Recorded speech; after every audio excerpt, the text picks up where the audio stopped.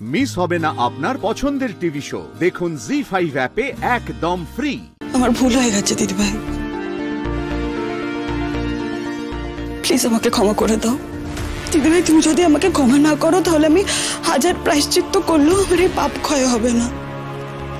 তাও না ক্ষমা করে প্লিজ দিদিভাই। ও দিদিভাই,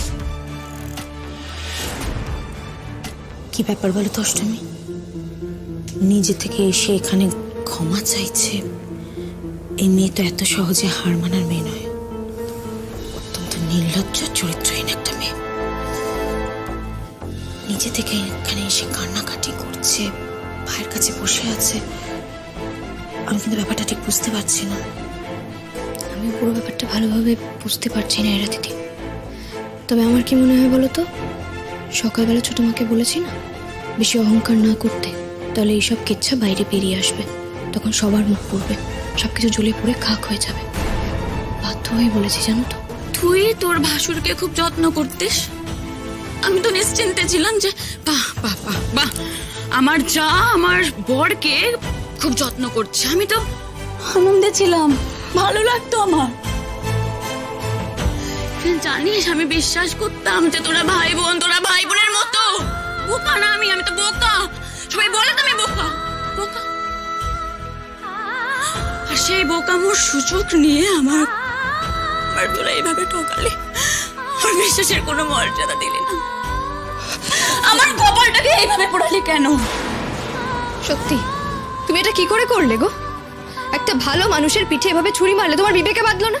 একটা মেয়ে হয়ে আরেকটা মেয়ের ঘর পোড়াতে চলে গেলে। অষ্টমী, এটা আমার আর আমার দিদিভাইয়ের মধ্যে ব্যাপার, তুমি এর মধ্যে নাক গলিও না। হ্যাঁ, কেন নাক গলাবে না? নাক গলাবে না কেন? আজকে অষ্টমী ছিল বলে আমি সবটা জানতে পেরেছি। আমি জানতে পেরেছি যে তুই আমার সংসার নষ্ট করেছিস। তোর চাল চলন, তোর ছলা কলা, ছি ছি ছি ছি ছি। অনেকক্ষণ ধরে আমি তোমাদের না অনেক নাটক দেখছি, অনেক কিছু সহ্য করছি আমি, কালকে থেকে আর পারবো না। কিন্তু আর কি বলছো আমার দোষ? আমি কি করেছি? আর এতক্ষণ ধরে তোমার পায়ে পড়ে আমি ক্ষমা চাইলাম, সেটা তোমাদের চোখে পড়লো না? কারোর চোখে পড়লো না?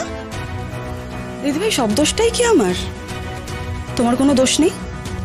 একটা মেয়ে হয়ে, একজন স্ত্রী হয়ে নিজের স্বামীকে নিজের ঘরে আটকে রাখতে পারো না, তার দায় আমার? একটা কথা কান খুলে শুনে রাখো, আমি যা করেছি আমি কোনো অন্যায় করি। তোমার বর তোমাকে নিয়ে খুশি নয়, তোমার বর তোমার সাথে ভালো ছিল না, তাই আমার কাছে এসছে, একটা সাধারণ ব্যাপার। তোমরা এই কথাটা কেউ বুঝতে পারছো না? অদ্ভুত ফালতু বউ একটা।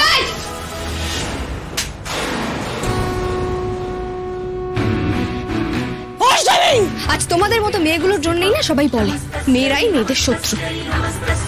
যতখানি দুর্জয় দোষী, ঠিক ততখানি তুমিও দোষী। তুমি কি ভেবেছো গলা তুলে কথা বললেই সবকিছু দাবিয়ে রাখা যায় না? পারবে না। নরম মাটিতে আঁচড়াতে খুব সুবিধা হয়। এবার যদি থাবা বাড়াতে আসো, তোমার হাত আমি ভেঙে দেব। মা মা, ঠাম্মি তোমরা এখানে? সর্বনাশ হয়ে গিয়েছে। কি হয়েছে? কি হয়েছে কিছু বোঝা যাচ্ছে না। গ্রামের অনেকে অসুস্থ, প্রায় কলেরার মতো, অনেককে হসপিটালে ভর্তি করতে হয়েছে। জি5 ডাউনলোড করুন আর সব এপিসোড দেখুন একদম ফ্রি।